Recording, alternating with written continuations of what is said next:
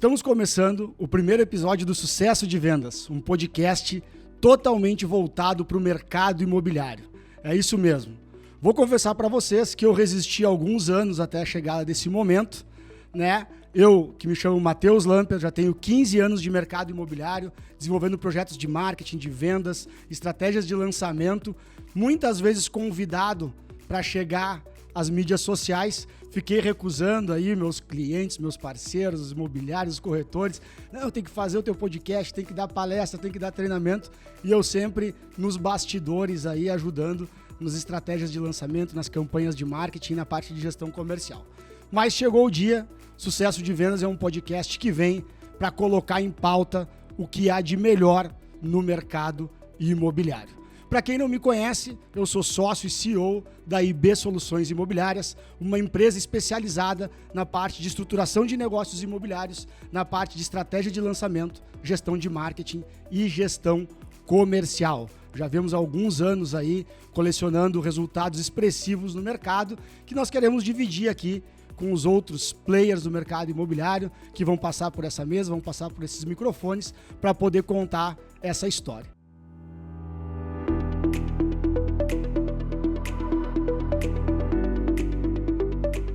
Mas vamos lá, vamos começar, né? Tem bastante papo para bater aqui hoje. Tenho dois convidados, meus primeiros convidados desse podcast. Não poderiam deixar de ser eles, né?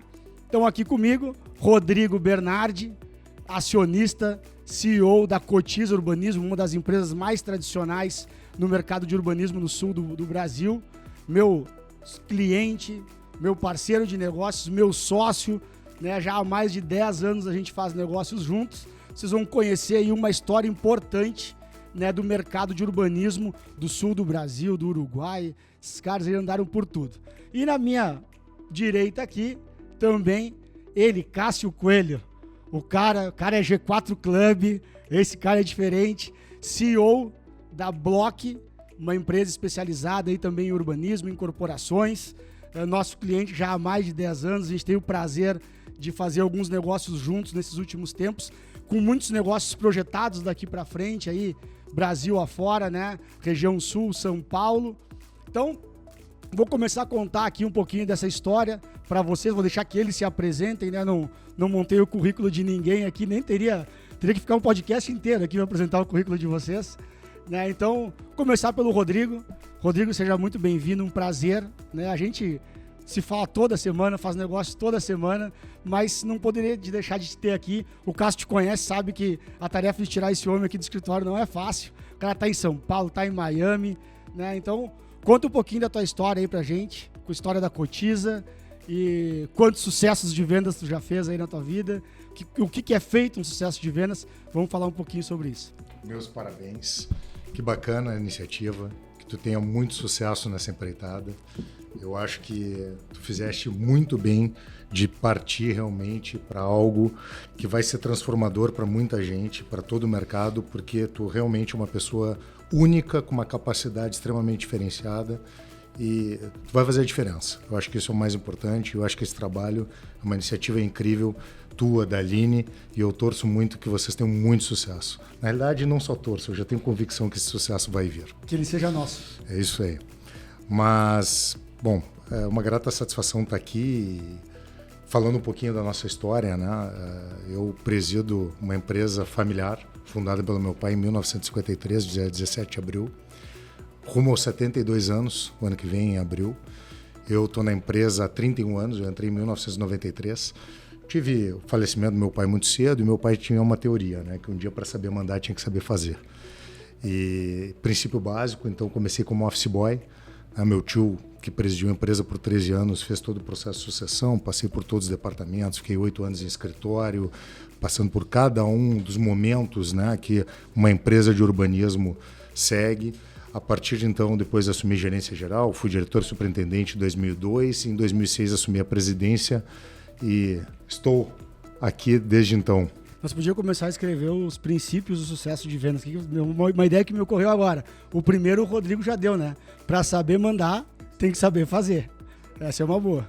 E assim, É um desafio atrás do outro, né? Não existe dia fácil, não existe só alegria, é muito trabalho, não tem outra receita que não seja trabalho, e resultado vem de trabalho bem feito, né? Então a gente aprende. A Cotiza começou no urbanismo quando, fazendo o quê? A Cotiza participava desenvolvendo empreendimentos de grande porte, né? Principalmente, são alguns empreendimentos icônicos, a Estação Rodoviária de Porto Alegre, da qual nós somos sócios por 30 anos, Estádio Centenário, que fomos sócios por 10 anos no Caxias, Jockey Club de Porto Alegre, onde nós fizemos a transição do Moinho de Vento para o Cristal, né?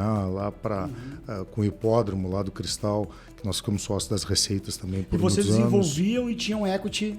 Nós trazíamos a solução financeira e ficávamos com uma parte do equity. E além do desenvolvimento do produto, o primeiro shopping de Porto Alegre, shopping João Pessoa. E em década de 60, nós tivemos o primeiro projeto de urbanismo, que foi o Guaíba Country Club. Uma área de 1.000 hectares, que hoje é Eldorado, né? Vinculado ao clube, Guaíba Country Club, foi o nosso primeiro projeto de urbanismo. E desde então a gente começou a se envolver cada vez mais com o urbanismo, até que no final da década de 70 nós praticamente focamos no urbanismo, né? Desenvolvendo alguns projetos ainda icônicos de vertical, alguns projetos macro, mas basicamente de urbanismo. Desenvolvemos nessa longo período aí mais de 100 empreendimentos, são 38 cidades, 15 estados. Diz uns big numbers para nós aí da Cotiza. São 71 anos, 101 empreendimentos agora, né? Com o empreendimento de Guaíba lançado agora. Um pouquinho, Cássio, hein? Poxa. Só no urbanismo são 35 milhões de metros quadrados urbanizados, perto de 30 mil clientes e 32 mil lotes, 33 mil lotes, né, nesse período. Nós estivemos presentes em 38 cidades do Brasil, entre Brasil e outros 2 países que nós estamos presentes, que é Uruguai e Estados Unidos agora, desde 2023, que a gente coroou 70 anos abrindo a Cotiza US, que é um braço americano nosso, que era um desejo antigo, né? Justamente acreditando muito na resiliência do mercado americano, na pujança do mercado americano. E nós, então, abrimos lá, é um DNA diferente, não é urbanismo, lá é multifamily, onde a gente é sócio de developers importantes. Então, já estamos no nosso 5º projeto, já estamos com o primeiro concluído em 2 anos. Então, assim, tem números importantes. Mas assim... deixa aqui o público que está nos assistindo, eu vou te dar uma sugadinha, porque é difícil tu achar alguém para conversar que tenha, sei lá, 30, 40 anos de desenvolvimento de urbanismo, né, para tentar traçar assim, uma trajetória, né? A Cotiza começou na parte de lotes, com loteamentos abertos, grandes loteamentos. Como é que tu vê esse movimento, essa curva histórica assim, de uma urbanizadora de tanta tradição? O histórico da Cotiza partiu de loteamentos de grande porte, áreas para loteamentos de 1.000, 2.000, 3.000 lotes, né? Quando eu entrei na empresa, eu fiquei, como eu falei, 8 anos dentro do escritório e vivi, né, o dia a dia cada vez mais difícil encontrar áreas em perímetros urbanos deste porte. Cada vez mais complexo o processo de licenciamento ambiental, com o advento do licenciamento mais restritivo no final da década de 80 e início de 90. Então, era um processo natural tu buscar outras alternativas, porque as coisas não tinham início, meio e fim. Era muito longo o processo de colocação de produto ao mercado e execução de obra. E foi um desafio importante, porque eu chegar na diretoria da empresa, a empresa 40, 50 anos fazendo aquilo e dando certo, dizer que, olha, nós tínhamos que mudar o racional do negócio, nós tínhamos que começar a transformar a empresa numa estrutura muito mais enxuta. Quando eu entrei na empresa, eram 130 pessoas dentro do escritório, mais as pessoas que ficavam em manutenção, em loteamento, em execução de obras de loteamentos e tudo mais. Tudo execuções próprias. Tudo execuções próprias. A gente passou por todo desde a verticalização, daí depois a gente passou por todo o período até terceirizando. A gente...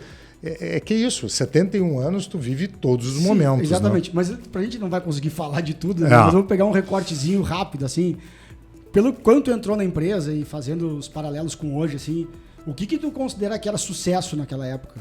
Sucesso era o que? Era lançar e vender tudo? Era lançar, ia lançando por partes? Era criar uma carteira saudável? O que tu vocês consideravam? Mais uma frase do meu pai que eu tenho que respeitar, né? A cultura da Cotiza sempre foi tudo que pinga não seca, né? Então a gente sempre gostou de gerar carteira imobiliária.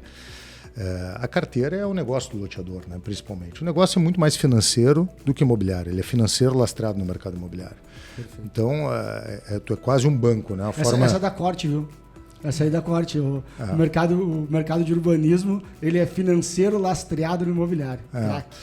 E o que a gente acaba percebendo em cima de tudo isso é que aonde a gente vê o produto imobiliário sendo desenvolvido em grandes portes, como na época se fazia, o sucesso nunca era vender tudo. O sucesso era tu ir vendendo por etapas que tu pudesse ir executando as obras por etapa, porque naquela época se executava as obras por administração. Não era vendia o lote a preço fechado, né? Então como a gente funciona? Acho que a maioria do pessoal que está aqui não sabe. Isso é impressionante. Assim, eu te vendia o terreno e depois as obras iam sendo executadas e eu ia cobrando parte a parte. Então eu executava a terraplenagem, eu te cobrava a terraplenagem. Só que tudo na época, nós pegamos a época de moedas como OTN, BTN, né? Depois limitava em valor de cube por metro quadrado que podia cobrar a parcela, então tu não podia sobrepor parcela de obras. Então tu tinha que executar a obra de terraplenagem, cobrando de todos os proprietários, a custo mais 20% de administração. E tu tinha que absorver a inadimplência até um certo limite. Sim. Então tu executava a terraplenagem, cobrava a terraplenagem. Executava a água, cobrava água, executava a energia e assim ia sucessivamente. Então se fazia uma obra que era muito longa. Então, contando um pouco desse racional, né, a gente não podia sair vendendo tudo. Porque se tu vendia tudo, tu não conseguia executar a obra, né, 1.000, 2.000, 3.000 lotes. A Cotiza, na época, teve o showroom na Ipiranga, onde hoje é o prédio do CREA, era terreno nosso, nós até que permutamos na época, ficamos com parte do imóvel, e lá era um showroom com audiovisual, que foi histórico, assim, o pessoal mais antigo do mercado imobiliário, narrado pelo Sérgio Chapelin. Então, assim, era uma coisa realmente especial. Né? Não, Jornal Nacional. Jornal Nacional, né? Jornal Nacional. O Globo Repórter veio depois, né? Que ano foi isso, Rodrigo? Isso foi na época de São Francisco de Paula, deve ter sido entre final de 70 e início de 80, isso aí, 79 a 82, por aí. Estava nascendo nessa época. Estava nascendo, eu sou de 78, né? Então eu nasci nesse negócio, né? Definitivamente. Eu nasci, eu tenho fotos minhas bebê no showroom, né? Então, assim, não tinha... E a gente achando que com 15 anos de mercado imobiliário a gente sabe muito. Tem alguma coisa, né? Mas é isso, a gente aprende a cada dia, todos os momentos a gente tira lições. E a empresa começou a se reinventar nisso, né, Matheus? Porque OPEX, eu sou um neurótico por OPEX, né? A empresa tem que custar pouco. Por um motivo muito... Bota aqui embaixo o que é o OPEX, tá? O custo operacional da companhia, né? Então, assim, tem que custar pouco porque nós não somos o mercado de urbanismo. O Cássio ainda trabalha no mercado de incorporação de vertical, mas o mercado de urbanismo é carente de crédito, né? Isso vai estar se reinventando, está chegando no momento certo, está começando a vir fundos mais inteligentes que participam dos projetos de uma forma mais bem estruturada, não simplesmente com os CRIs. Agora os CRIs estão dando opção para a empresa de urbanismo que gosta de carteira ter uma parte do CRI numa cota subordinada. Então tem um racional interessante. Aí tem uma pauta bem interessante. Essa pauta financeira é legal. É bem legal. Né? Eu acho que tem para um próximo episódio, eu acho que pode ser interessante e me proponho a gente bater um papo sobre isso. Mas assim, voltando a isso, né? Quando a gente começa a olhar esse mercado, a gente tem que começar a se reinventar. A gente olhava o mercado e dizia assim, isso aqui é insustentável. Nós estamos vendendo estoque para pagar custo de operação da companhia. E o estoque tem que ser ou para reinvestir ou para distribuir resultado. Lógico. Né? E na realidade. Senão não é sucesso, né? Exatamente. Senão não é sucesso. Porque o sucesso tu sempre fala muito disso, né? O sucesso não é simplesmente lançar e vender, né? Isso é a parte mais fácil, né? Quando o produto é bom e o preço está adequado. É isso aí. Mas o sucesso ele parte da escolha da área até o final da entrega do empreendimento e ocupação dele. Tem uma coisa que eu lembro que eu ouvi o Rodrigo dizer uma vez. Acho que na época a gente não era nem sócio ainda, acho que ele era meu cliente. E ele falou assim, o empreendedor imobiliário, ele é um assalariado. Porque tudo que entra a gente precisa reinvestir. Poucas vezes a gente distribui. É isso né? E a gente mede o nosso crescimento, nossa evolução patrimonialmente e não financeiramente. Tamanho de carteira, né? tamanho de estoque, basicamente. E VGV lançar, ou seja... Então olha como é complexo, né, a gente entender a fundo o sucesso de uma incorporadora, de uma urbanizadora, né, de uma empresa do mercado imobiliário, principalmente no Brasil, né, que é um país que tem uma economia, uma política tão oscilante, ao qual o mercado imobiliário é extremamente sensível, né, em todas as pontas, do cliente ao investidor, o corretor, o dono da imobiliária, o dono da área, o empreendedor. Exato.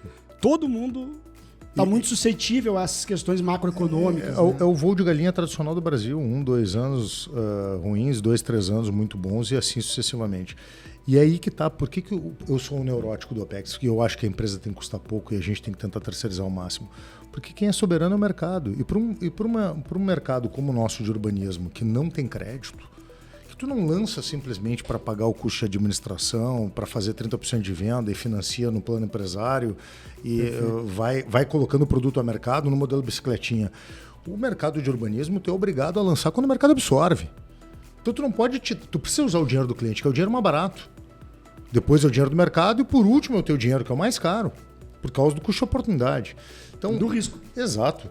Então, na realidade, o que a gente tem que olhar sempre em relação a isso é que, uma vez que o mercado é soberano, e o mercado é soberano para tudo, eu só posso colocar produto a mercado quando o mercado absorve. E aí que vem todas as análises. O risco da intempestividade. O produto que eu comecei... Pega Rio Grande do Sul, nós atuamos Sul, né? Rio Grande do Sul, Santa Catarina, Paraná e São Paulo, né? Hoje é o foco da empresa. Então, assim, se a gente pegar Rio Grande do Sul, que o licenciamento é de 3 a 5 anos... Raras exceções menos, mas de 3 a 5 anos. O produto que tu desenvolve hoje num país como a gente vive, que é um eletrocardiograma, é uma montanha-russa, a gente vive o quê? A gente vive uma situação de que o produto tem o risco da intempestividade. Aí tem uma pauta que a gente vai voltar logo na frente, que é como que eu adquiro uma área hoje, desenvolvo um produto amanhã, que eu vou lançar daqui a 5 anos. Como que eu leio o mercado para efetivamente todo esse processo de desenvolvimento, lançamento, comercialização, até a entrega pós-obra e tudo mais, seja algo que feche a conta e efetivamente seja um sucesso para o bolso de todo mundo. A gente vai voltar nisso, mas antes, quero abrir aqui o microfone do meu segundo convidado. Não nos deixa falar muito, tu sabe que a gente consome todo o tempo. Né? A gente toma conta. Esse cara aí que a gente já se conhece há alguns anos, quem me apresentou ele é uma futura convidada aqui, né, uma grande profissional do mercado imobiliário do Brasil, que é a Giovana Ulian, da Biosplena. Fica aqui já no ar o convite, né, para um episódio junto à Giovana, que é uma grande desenvolvedora imobiliária, conhece muito de parcelamento de solo, conhece muito de estudo de mercado. O papo é sempre muito, muito, muito legal. Vou te contar uma história, Rodrigo, que eu acho que tu não sabe. Quando ela nos aproximou e nos reuniu foi aqui em Porto Alegre, inclusive, para tomar um café. No meio do café, a gente se olhou assim, ele falou: tu é o Matheus, né? E eu: poxa, tu é o Cássio. E ele: que o Bruno já tinha nos indicado um pro outro e a gente nunca tinha se falado. É isso mesmo, né? A gente se conheceu porque tinha que se conhecer mesmo, né? Então, Cássio, bem-vindo ao Sucesso de Vendas. Prazer ter aqui conosco. Matheus, uma coisa que eu falei várias vezes: o Brasil precisa te conhecer. É muita história, é muita entrega, é muito resultado e é muita relevância. E tem uma coisa que é muito legal, assim, do teu trabalho, que tu transforma a companhia, tu transforma ambientes, tu transforma cidades. O teu trabalho tem uma potência, assim como o nosso em outra amplitude, tem uma potência de transformar muitas vidas. Eu acho que nada é mais interessante ou mais nobre do que a gente deixar esse legado por onde a gente passa, positivo. E é uma honra estar aqui com o Rodrigo. A história é fantástica. Acho que o Rodrigo é a sintetização de que legado, valores intransponíveis fazem com inteligência, com capacidade, fazem uma companhia de 72 anos, né? Chegar até aqui, se transformando ao longo e tendo muita energia para entregar muito mais ali na frente. Então é uma honra estar com vocês aqui. É realmente muito legal. E eu prometo entregar o meu melhor, assim, sobre a história, sobre o que eu vejo, como que eu contribuo. Conta pra gente aí como é que o Cássio chegou no mercado imobiliário. Formação, história. A minha história é pequenininha, perto da Cotiza, mas ela tem seus pontos interessantes, assim, né? Minha família veio do mercado imobiliário, então mãe arquiteta, pai engenheiro, e mais ou menos em 2008 para 2009 eu paro minha carreira de jogador ou de aspiração a jogador, vou para Inglaterra estudar e trabalhar, passo a jogar, o destino me plantou uma peça de jogar, e quando eu volto ao Brasil, Eu preciso O cara estudar. joga bola, não é mentira, viu, pessoal? Ele já vi, nunca vi ao vivo, mas eu já vi uns videozinhos aí, o cara, ele era bom. Hoje em dia, quem viu, viu. Agora é lenda. É melhor contar a história e virar muito bom lá atrás. O joelho proibiu, né? Nostalgia do passado. É mais fácil, né? E aí, quando eu volto pra cá, eu entro no mercado imobiliário, eu entro numa incorporadora pra trabalhar como estagiário. Na época, eu fiz entrevista em 3 lugares, que foi Melnick, Rossi e numa empresa menor na cidade da minha cidade. E quando eu vou optar aonde ir, eu passo nas entrevistas, eu opto na empresa pequena da minha cidade. E na época eu tive uma sacada, uma luz de, numa empresa pequena, eu consigo ter uma maior relevância e consigo passar por vários setores, consigo entender o mecanismo de forma geral. Eu me recordo que a minha primeira entrevista de emprego, o meu ex-chefe na época, parceiro aí de longa data, o Caco, ele tem 2,3 metros de altura e eu não sou um cara muito alto. E ele gostava de sentar na cadeira, subindo ela até o limite. Então a entrevista era assim. E aí ele me pergunta assim, ele era meio chucrão assim, tá, mas o que você sabe fazer, rapaz? Eu disse, cara, pouca coisa, mas em pouco tempo eu sento na tua cadeira. Ele está contratado. E aí eu entrei por R$300 e na verdade do segundo mês eu ganhei um aumento para 900, porque eu realmente gostava muito de trabalhar, entregava muito. E aí minha carreira eu vou crescendo nessa companhia, até que eu viro gerente geral e tento por diversas vezes comprar. E ele me dizia, não preciso, eu tenho dinheiro e a hora que tu sair eu contrato um cara igual a tu. E eu dizia para ele, cara, tu não vai achar um cara que nem eu, que entrega tanto. E no meio do caminho, aí eu faço um acordo de começar as minhas obras paralelas, porque a empresa na época tinha uma característica de prédios e comerciais. Eu começo a construir casas para vender, condomínios para vender. No meio desse caminho, eu compro uma fábrica e aí que eu entro no urbanismo. 2013 para 2014, eu entro no urbanismo fabricando bloquetos, meio-fios e canos. E aí eu me deparo com um mundo gigantesco de 1000 oportunidades, que é aí que eu começo a me formar nesse mercado. Resumindo um pouco, passando 3 anos de fábrica, eu entendo que ela serviu o seu propósito, de me colocar nesse mecanismo. Eu tenho muito mais atratividade, vejo muito mais projeção de futuro, urbanizando, sendo urbanizador ou incorporador. E aí começa minha jornada como incorporador e como identidade. E talvez se eu fosse hoje sintetizar quem eu sou produto daquilo que eu quis me transformar. Então, daquilo que eu aprendi, daquilo que eu resolvi ser. E o mercado imobiliário é uma grande oportunidade de eu transformar a vida das pessoas que me seguem como empresa, de conseguir deixar um certo legado para as cidades, melhorar os lugares, os ambientes por onde a gente passou. Então eu poderia dizer que esse sou eu nesse mercado. É legal, né? E Cássio, a gente tem no mercado imobiliário muita gente que vem de outros segmentos, né? Profissionais que vêm de outros segmentos, olhando para o mercado imobiliário como uma fonte de ganhar mais dinheiro, né? E não necessariamente é isso, né? O mercado imobiliário ele é bem mais para que tu venha para o mercado, te mantenha, prospere, te desenvolva nele, precisa muito mais do que isso. Realmente é um mercado que gera modelos e tamanhos de remuneração perto de outros segmentos bastante vantajosos, bastante atrativos, né? Mas a gente precisa de um pouco mais do que isso. Me conta para todos nós aqui um pouco de como que tu materializou, né, toda essa tua vontade de crescer, de te desenvolver, né? Conta um pouco da história da Block aí pra gente, o que vocês já fizeram, o que estão pensando aí, estão desenvolvendo nesse momento. Se eu fosse talvez trazer um pouquinho do DNA da Block, a gente tem um aspecto de governança muito alto, um aspecto de cultura muito interessante, então a gente usa muito a cultura como meio, como módulo de como a gente vai crescer. Eu não sou um grande artista do mercado imobiliário. O Rodrigo ele tem que ser enquadrado com uma capacidade de ver produtos. Não, já vi esse cara pegar urbanista, empresa de urbanismo, e redesenhar o traçado urbanístico do empreendimento como se arquiteto e urbanista fosse. O Rodrigo é economista de formação, ele não falou, mas o cara é economista de formação. Então, assim, temos habilidades completamente diferentes. Então, eu sou um cara que eu consigo colocar várias pessoas na mesa e saber quem vai entregar o que melhor. E coordenar essa entrega. A Block, ela tem vários produtos que são super legais e tu participa com um grau de relevância na decisão da companhia e de produto que é 100 vezes maior do que eu como produto. Meu papel tá ali em saber colocar... E falamos disso esses dias ainda sobre isso, né? Então, ou seja, a gente vai pro mercado urbanismo, vai sentindo nele coisas que eu posso colocar de diferente ou de adicionais para mudar. Eu não tenho nenhuma aspiração de ser um revolucionário do mercado imobiliário, não me enxergo nesta capacidade, mas de melhorar aquilo que eu vejo. E melhorar a entrega em toda a cadeia que cerca. Ou seja, como é que eu vejo assim, né? O sucesso de um produto, e aí eu não tô falando de vendas, né? É que todo mundo que participe consiga ter o seu propósito e objetivo definidos. Então todo mundo seja confortável em executar aquilo. Todo mundo tenha a sua remuneração equilibrada, atinja a sua meta pessoal, e que eu acho que essa energia que você vai criando em volta de algo que é cuidado, poxa, ela tem uma chance, uma probabilidade 100 vezes maior. Porque vamos pensar, né? O mercado imobiliário, a gente vai começar hoje uma intenção de ir para uma cidade, a gente vai demorar 6, 7, 8, 5 anos para poder lançar aquele produto. Então, nesse caminho todo, tem muita coisa para acontecer. Não, sem dúvida. Então, a gente precisa, talvez, nesse momento, ter essa habilidade, criar um time bom, entender bem, porque eu acho que essa é uma forma que eu entendo que seja um pouco do meu trabalho. Assim. Mas eu acho que o Cássio Mateus está sendo humilde, porque, como tu falou, né? Eu tenho 31, vou para 32 anos de mercado agora em abril, né?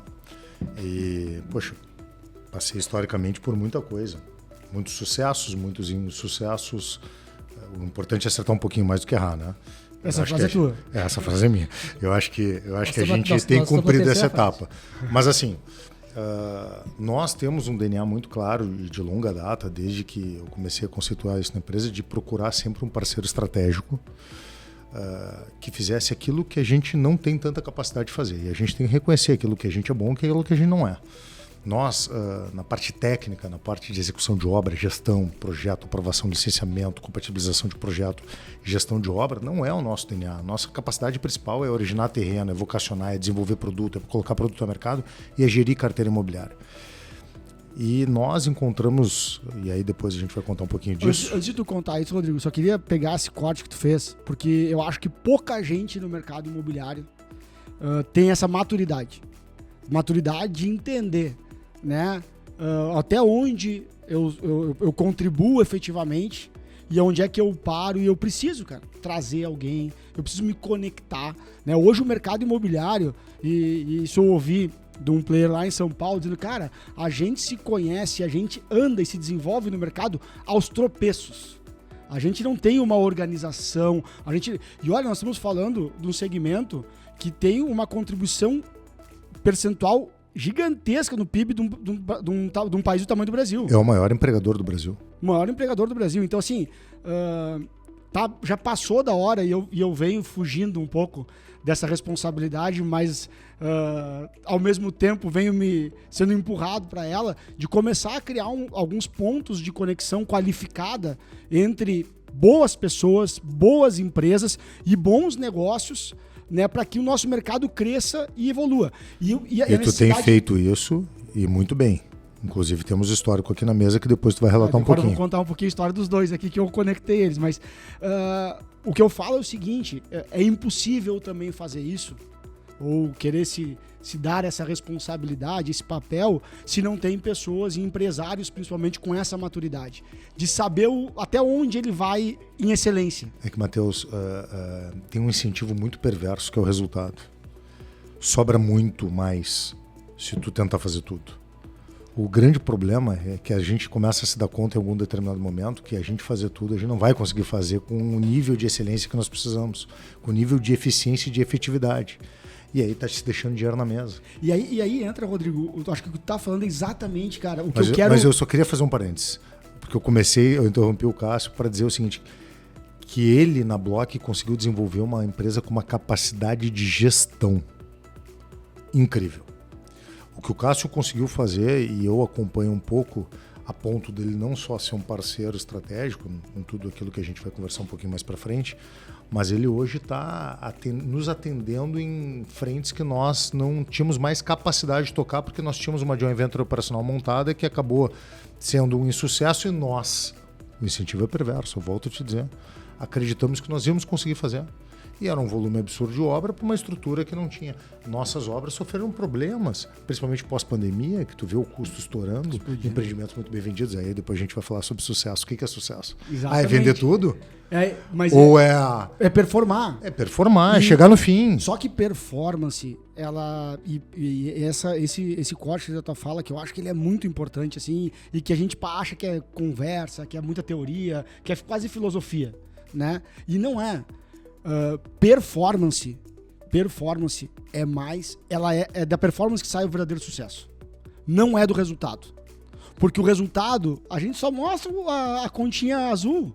Ninguém mostra a vermelha. É isso. Ninguém mostra. Todo mundo... E a gente tá num mercado que forjar resultados é corriqueiro. Toda hora, todo mundo tá criando um número, inventando. E eu não tô condenando isso. Eu acho que o mercado pede isso. Por quê? Porque todo mundo quer comprar o que é sucesso, todo mundo quer comprar o que deu certo.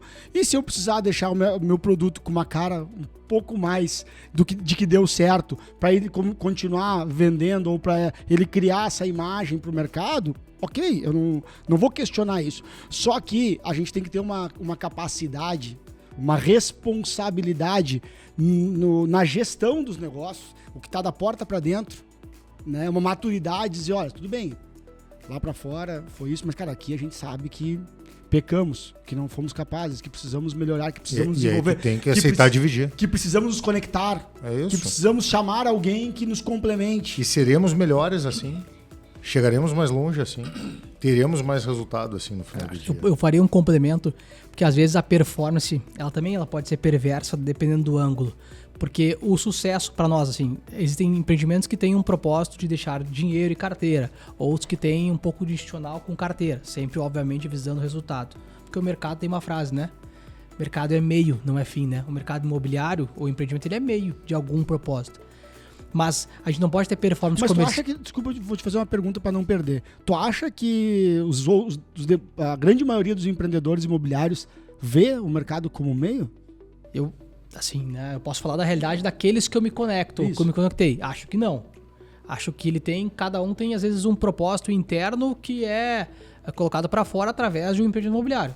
Então tem pessoas mais antigas que têm uma cabeça patrimonialista, tem pessoas que querem carteira, tem pessoas que querem poder, tem pessoas que querem influência, mas o mercado, ele... E tu vai te reinventando no decorrer. Nós já tivemos um DNA muito mais... por exemplo, nós não temos a cultura da dívida, por exemplo. E gostamos da carteira. E gostamos de trabalhar com capital próprio. Só que chega uma hora que tu percebe que tu sofre mais em relação aos teus projetos, que tu tem que buscar alguma alternativa mais inteligente de evento de liquidez. E essa alternativa, ela acontece buscando alguns caminhos. Então tu tem que te reinventar. Então, assim, mas precisa muita humildade para fazer isso. Precisa, mas... E o mercado imobiliário é um mercado muito vaidoso, não é? Poxa, tô errado. Vaidoso. Talvez a minha próxima frase seria dizer, porque ele é muito bonito, ele é muito de big numbers, ele é muito do que eu conto, e aí ele acaba que às vezes a gente tem a vaidade entra, um pouquinho do ego entra. E cara, qual a nossa função como empresário? Cara, ter maturidade, ter aprendizado e conseguir de alguma forma tomar uma decisão que é melhor para a companhia. Porque no final do dia, a companhia vai até amanhã. Não, e tem que deixar um legado. Deixa uma história, não está ali para fazer 1, 2 anos, não é para fazer uma tacada. Tem um empreendedor que quer fazer, eu quero fazer um projeto, 2 projetos, 3 projetos, quero ir embora. É o que a gente fala, né? Fazer o negócio da vida. É isso, ou uma vida de negócios. É isso, assim, eu tenho a cultura que eu sento com alguém para fazer uma vida de negócios, eu não quero fazer um negócio na vida.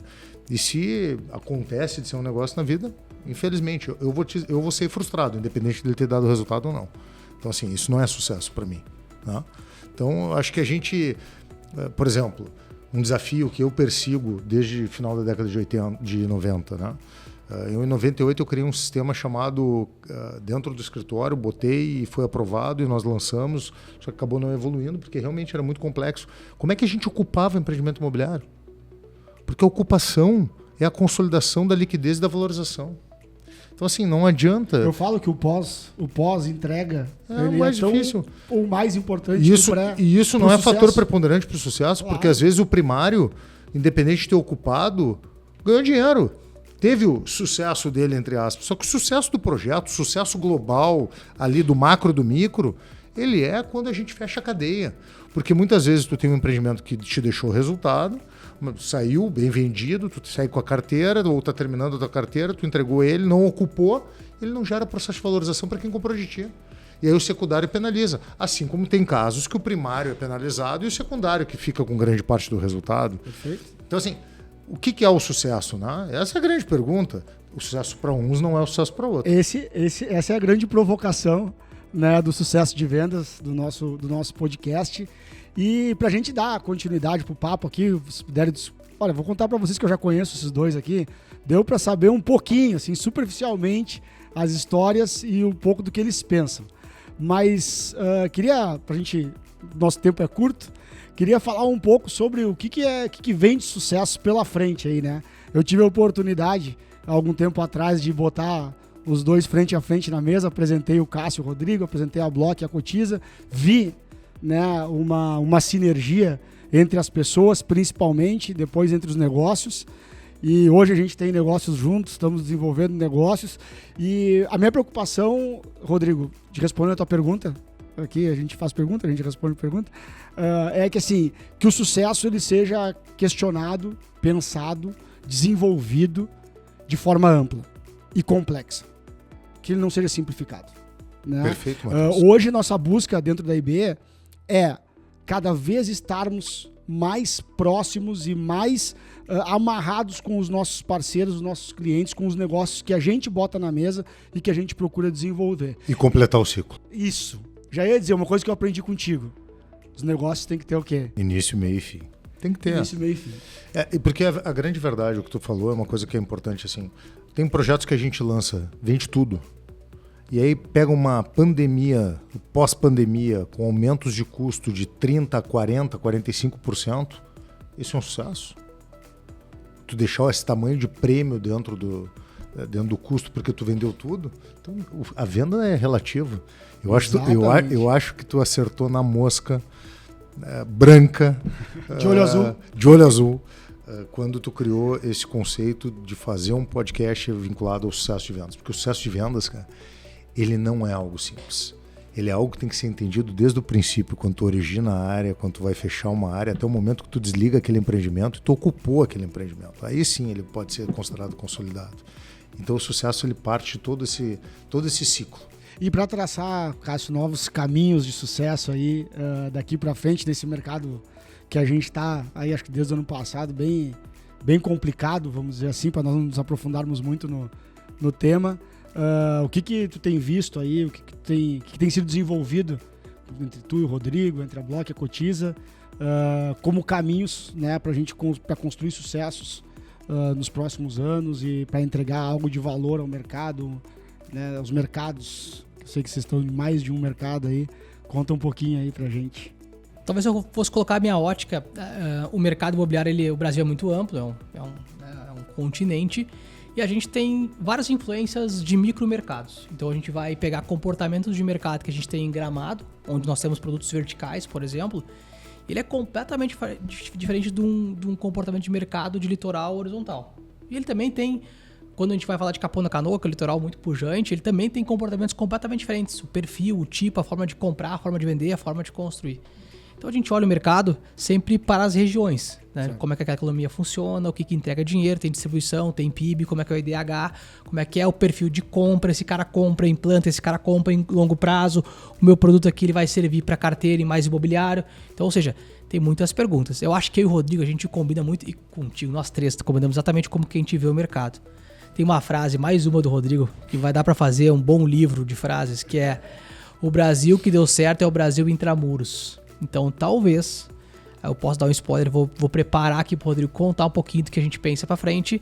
Tem muito condomínio fechado previsto aí pro futuro, né? Pros próximos passos. Mas eu queria só aproveitar aqui de deixar um recado pros meus parceiros de negócios, corretores, donos de imobiliária. Vocês viram o tamanho do desafio que o Cássio citou aqui, algumas siglas, alguns nomes. Gente, a gente precisa saber disso.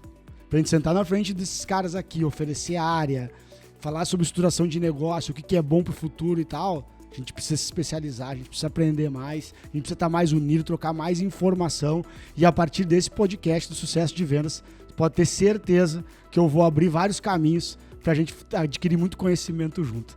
Mas bom, Rodrigo, ele deixou a bola picando pra ti. Ele sempre deixa. já virou de praxe. Mas, bom, tu conhece a história melhor do que ninguém. Nós na Cotiza trabalhamos com áreas de todos os tamanhos, de projetos pequenos, médios e grandes. Chegamos a estar com 33 áreas, até em 2022 nós estamos com 33 áreas em aprovação, entre áreas compradas, entenda, compradas, permutadas e opcionadas, em 7 estados do Brasil, né? E aí tomamos uma decisão ao final de 22 e início de 23 que nós íamos definitivamente focar só em áreas, em projetos de grande porte, né? Áreas que fossem agregar mais valor, ou seja, fazer menos projetos maiores. É aquele conceito básico de que o projeto pequeno e o médio e o grande dão o mesmo trabalho no final do dia, mas principalmente porque a gente entende que para nós trazermos um parceiro, né, nós precisamos de projetos maiores. E aí, diante disso, nós conversamos com o Matheus. Matheus, olha, tem alguns projetos aqui que nós vamos abrir mão. Né? Alguns nós simplesmente devolvemos, outros nós repassamos. Isso ninguém vê, né? Essa é uma parte do mercado imobiliário interessante, principalmente no urbanismo, né? Como a gente tem que colocar na conta, para fechar uma conta de sucesso, a gente tem que botar na conta os insucessos, porque o sucesso tem que pagar o insucesso. E o insucesso não tem a ver com competência, com incompetência, com capacidade ou falta dela. É que é isso, opcionei áreas, desenvolvi, botei dinheiro nas áreas desses permutantes e simplesmente o mercado, 2, 3 anos depois, a gente olhou pro mercado e disse, cara, não tem como lançar isso ou aqui. Por reposicionamento da empresa, que foi o nosso caso, ou porque o mercado não vai absorver naquela região ou aquela tipologia de produto. Tem produto que nós mudamos 3 vezes no processo de aprovação de licenciamento. Mas então, e aí... Rodrigo, acho que poderia fazer até para sintetizar isso e para ilustrar para os gaúchos, Eldorado, né? Que é uma área que foi desenvolvida durante muitos anos. 5 anos. Depois de uma pandemia, espera-se, não, agora, né? Agora vai, né? E aparece uma enchente. É isso. Uma tragédia. Nós, na enchente, infelizmente, perdemos 3 áreas. Nós tivemos que simplesmente abdicar de desenvolver. 2 em Canoas e uma em Eldorado. As 2 de Canoas que foram interditadas, essas áreas, né? Exato. Assim, e é um contrassenso, né? É um desfavor social, né? E a gente... Cara, o mercado imobiliário é um mercado extremamente social. O empreendedor do mercado imobiliário muitas vezes é marginalizado, mas a grande verdade é que ele que traz ocupação qualificada, ocupação ordenada, traz infraestrutura para micro e macro região das comunidades e sociedades expansão que urbana vivem. Qualificada. É isso, o nível de contrapartida que tu entrega através do desenvolvimento urbano é impressionante. Então, assim, nós perdemos, acontece. Né? E aí tu tem que olhar, eu olho o copo sempre meio cheio, né? Eu não vou perguntar para vocês aqui, mas eu vou dizer para quem está nos assistindo, quem está nos escutando, que são algumas centenas de milhares de reais investidos que são abandonados, que são abdicados. Com certeza. Né? Então, as pessoas não têm muita noção disso. Não tem. Nem no mercado, nem quem está dentro do mercado imobiliário e quem está fora também não detalhe, sabe. Né? O investimento pré-operacional é um investimento de capital próprio. Exato. Sai do caixa, né? Então, é uma perda substancial, da companhia. Mas é isso, eu olho sempre o copo meio cheio, né? Que bom que eu não tinha lançado, que eu não estava em obra, né? Imagina o que poderia ter acontecido. Então, assim, eram áreas que nós não fomos atingidos diretamente, lógico, empreiteiros nossos tiveram problemas fenomenais que a gente tentou ajudar a contribuir, infelizmente, até um determinado momento, depois não conseguimos mais. Mas, assim, tivemos, nas nossas obras, fomos atingidos indiretamente, acabou que foi sendo direto, mas indiretamente através de empreiteiros e parceiros, e perdemos algumas áreas. Mas é isso, vamos olhar para frente, a gente não olha a empresa para 1 ano, 2 anos, a gente olha para 3, 5, 10 anos. Né? Bom, mas aí o Cássio, tive a grata surpresa que o Matheus me trouxe o Cássio para olhar um projeto nosso, né? Um projeto menor nosso que nós estávamos abrindo mão. E acabamos fechando, não conhecia o Cássio, ouvia falar muito do Cássio pelo Matheus, ouvia falar muito bem do Cássio. Não é só porque ele está na... Eu falo bem. Não é só porque... São poucos que eu falo bem. Os que eu gostaria de falar mal, eu fico quieto. É melhor não mas falar. Quando eu falo bem, eu falo bem. Mas ele sempre falou muito bem, e aí foi uma grata satisfação e, cara, foi... Eu sou um cara rápido para comprar e rápido para vender, né? Eu sou um cara que fico sentado muito em cima, sofrendo. Talvez seja o segundo... Segunda parte ali do sucesso, né? Ser rápido para comprar e rápido para vender. É isso, momento é tudo. Venda é momento, né? Às vezes é o travesseiro, às vezes é o banco do carro que te faz mudar a ideia, tudo depende. Às vezes é a opinião do cunhado com ciúme. Tem de tudo. Mas aí o Cássio, a gente ficou algumas horas conversando no final do dia, né? Porque é isso, quando a gente se junta para falar de mercado imobiliário, 1 hora é pouco, né, Matheus? Tem que aumentar o tamanho desse podcast, né? Mas assim, produção aí, meu pessoal. Os convidados já estão fazendo algumas observações importantes. Mas a grande verdade é que a gente falou muito de mercado, foi 5 minutos falar de produto, né? Do produto propriamente dito, né? A gente ficou 2 horas falando de mercado, falando das empresas e tal, e não foi só sinérgico, foi extremamente complementar, né? O Cássio tem realmente DNA muito claro na capacidade de gerir a informação, e eu acho que informação é a base de qualquer relação. Informação consistente é tomada de decisão assertiva. Né? Pode fazer corte desse aqui também, viu? Que é o terceiro princípio do livro que eu vou escrever com base nos meus convidados aqui. Já tá, viu, Aline? Já tem um projeto novo. Olha aí, ó. Tem um projeto novo. E a inconsistência na informação, cara, é tomada de decisão equivocada. Não adianta, né? Sempre foi e sempre vai ser. E o Cássio tem uma capacidade muito grande de gerir. Nós não temos esse DNA. A gente sofre muito justamente nessa parte de gestão. É o criativo e o analítico. É isso. E aí eu vi ali naquele momento, eu digo, poxa, eu acho que faz sentido a gente começar a conversar sobre mais coisa. E de lá nós saímos com uma joint venture operacional, né? Praticamente, né? Foi construída, lógico. Delineada. Não foi... Foi delineada ali. Mas deu o start, né? Ali. E hoje a gente tem uma joint venture operacional que praticamente todos os nossos projetos novos a gente tem olhado com o Cássio. O Cássio, todos os projetos novos dele, ele tem olhado conosco. Fechamos 3 projetos importantíssimos que já estavam dentro de casa. Com bastante estrutura, com bastante porte, ou seja, para fazermos juntos. E mais do que isso, o Cássio justamente entrou também em projetos nossos em execução para solucionar dificuldades que nós tínhamos em relação às obras que estavam sendo executadas. Ou seja, reconhecer a fragilidade, né? Reconhecer aquilo que a gente não está fazendo tão bem. E agir rápido, né? E buscar melhores resultados em cima disso, em cima de um parceiro que é estratégico. O primeiro projeto que eu fiz na minha vida no mercado imobiliário foi para a Alphaville. Né? O primeiro lançamento que eu fiz foi a Alphaville Porto Alegre em 2008. E o segundo projeto imobiliário que eu fiz, o cara que apostou assim, vou dar uma estratégia de lançamento na mão na época desse guri. Foi um grande ícone do nosso mercado imobiliário de urbanismo aqui do Rio Grande do Sul, que é o Ricardo Wagner. Fica aqui já o meu abraço, grande Ricardo. Sabe, uma hora eu consigo tirar ele do escritório também, trazer aqui. E o Ricardo me ensinou no meu segundo lançamento imobiliário, pós-Alphaville, que a gente não deve ter compromisso com erro. Essa frase é dele. A gente não deve ter compromisso com erro. Deu errado, beleza. Vira a página e vamos de novo. Não, agora tá dando errado, mas eu me comprometi em fazer assim, em fazer dessa forma, e eu vou até o final comprometido com o erro, né? Isso é de uma falta de humildade, de uma falta de maturidade grande, né? E Cássio, me conta pra gente, assim, que características tem, se é que tem, né? Esses mercados, assim, que vocês estão olhando, tem alguma característica, aonde a gente consegue ver que tem futuro, que tem capacidade da gente desenvolver projetos de sucesso, né? Nesse conceito amplo e, obviamente, de vendas também.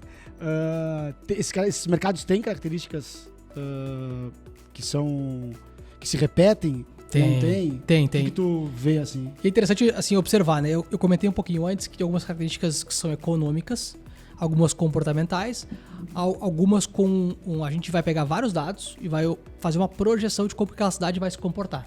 Obviamente que a gente vai verificar qual é que é a migração da cidade, a gente tem mais pessoas indo morar ou indo embora. Isso é uma característica fundamental projetando o futuro, porque do futuro nós não sabemos, a gente pode aumentar a probabilidade de acertar ou não acertar.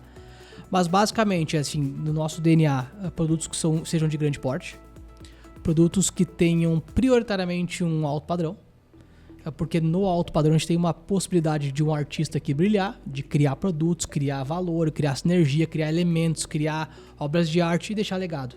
O alto padrão nos permite este sonho, né, de colocar à prática isso. Em cidades que tenham capacidade de receber esses produtos. Lançar um produto bom numa cidade ruim não existe, né? Então, ou seja, mas quais são os lugares? Tem um desafio aí, né? Porque nesses lugares, além de economia, capacidade, comportamento, eu tenho cultura, eu tenho desenvolvimento. Então, assim, tem muito elemento para ser absorvido, entendido, para que a gente consiga aí sim colocar um produto, né? Na pontinha do iceberg está o sucesso de vendas, mas atrás disso tem um caminhão de muita intensidade de trabalho. Então, assim, um pouco de spoiler, assim, né? O Rodrigo acho que pode complementar. Premissas claras, cara. A gente tem que ser objetivo nisso. A gente tem que ter premissas previamente definidas. A gente tem um comitê que a gente se reúne de 15 em 15 dias, que é um comitê de novos negócios que a gente criou. Nesse comitê de novos negócios, a gente analisa todas as áreas que estão dentro de casa, que nós recebemos. A Cotiza recebe quase 3 mil áreas por ano, né? Então, assim, lógico, das 3 mil, 100 áreas que fazem sentido, das 100 tu leva 10 para o negócio, das 10 tu fecha um. Né? No final do dia é isso, né? É funil, né? Que nem quando tu lança projeto, é funil de vendas. Mas a grande verdade é a gente definiu premissas muito claras.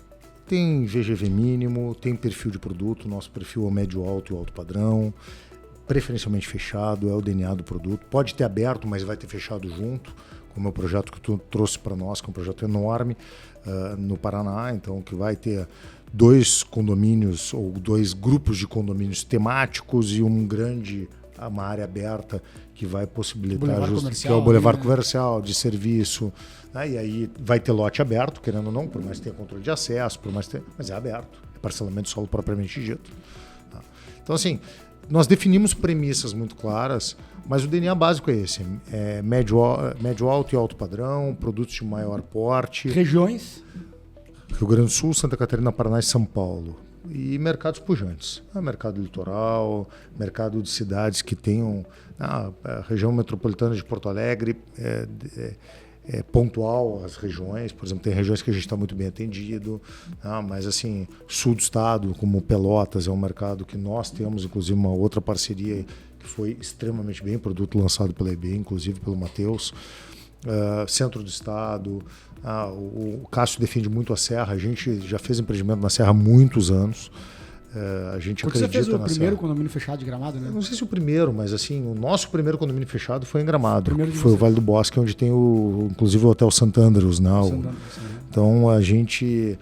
Aí tem o Lago de Gramado, então são condomínios históricos, emblemáticos, e a gente acabou então definindo algumas regiões, por exemplo, Santa Catarina, que é o mercado do centro por norte, Santa Catarina, Blumenau, Itajaí, são mercados que nós temos áreas que são incríveis.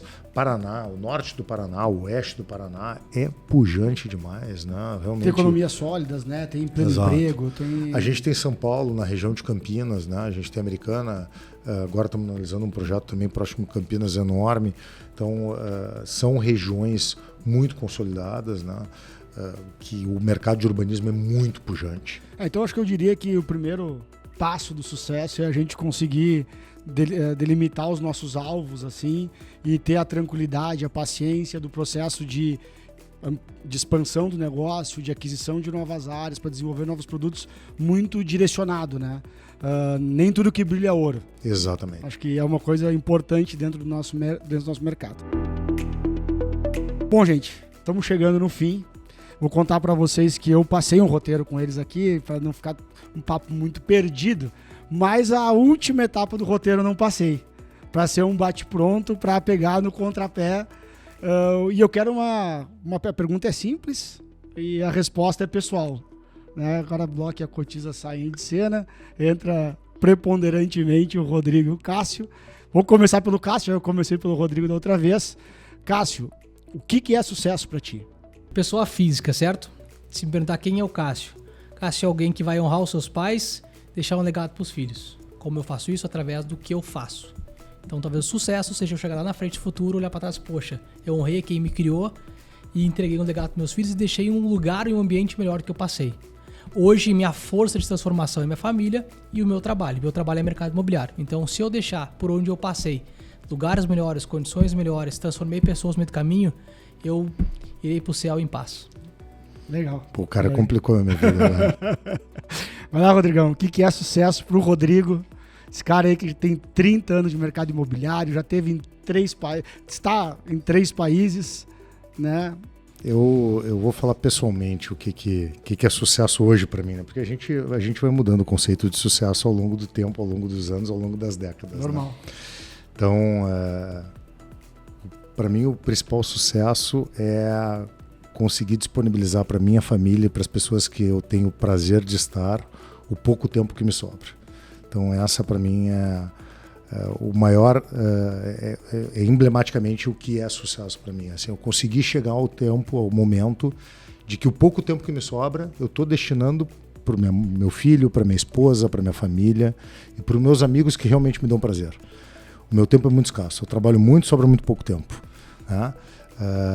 E às vezes o Cássio me pergunta, tá, mas por que tu não participa mais? O Cássio gosta, né, dessa questão das palestras, dos eventos, eu digo exatamente por isso.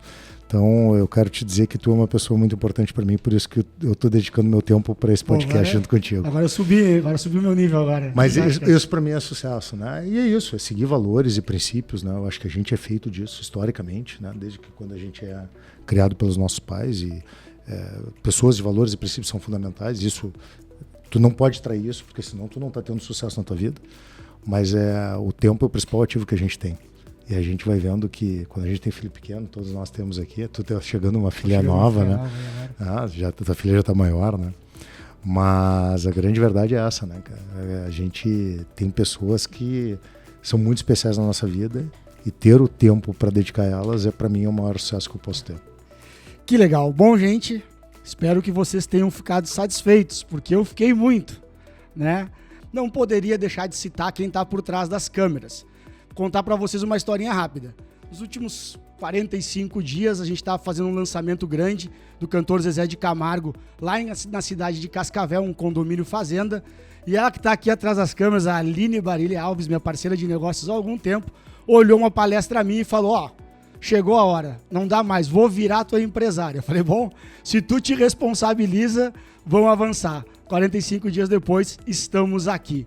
Então, quem quiser conhecer um pouco mais do meu trabalho, do trabalho da IB, dos nossos projetos, acessa, vamos gerar os caracteres aqui, né, Aline?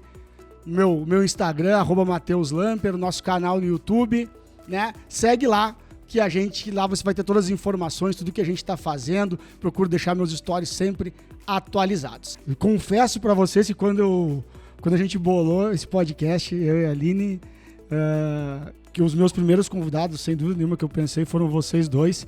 E em determinado momento eu pensei, será que eles vão aceitar? O cara sabia que vinha, que esse aqui já tá escolado aí de vários podcasts, já vi ele em vários. Mas o Rodrigo, eu sabia que era uma missão difícil. Cara, eu vou contar pra vocês. Na hora ele falou, não, conta comigo, que sendo tu e o Cássio, eu tô lá. Então, quero agradecer demais a vocês. A gente trabalha junto aí toda semana, a gente tem vários negócios juntos, como eu falei. É um prazer, né? A gente não é a soma, a gente é a multiplicação das pessoas com quem a gente mais convive, né? E poder conviver com vocês aí, fazer negócios e ter a amizade de vocês, para mim é uma grande honra, né? É um momento de muito aprendizado, de muita troca, de conhecimento, e é isso que o Sucesso de Vendas quer que a gente se reúna, que a gente se conheça, que a gente troque conhecimento para que o nosso mercado melhore, para que a gente melhore a nossa condição de analisar o que efetivamente nós estamos fazendo, para o que nós estamos fazendo e que resultado que isso tem. Bem-vindos ao Sucesso de Vendas, esse é o primeiro episódio, meu nome é Matheus Lamper, meu Instagram, @MatheusLamper, sigam lá. Cássio, dá o teu arroba aí. Cássio W. Coelho. Clássico W. Coelho. O Rodrigo não tem Instagram. Sigam o Instagram da Cotiza Urbanismo, que lá ele vai ser que ele controla e olha lá. E até um próximo episódio, até a segunda edição do Sucesso de Vendas. Obrigado.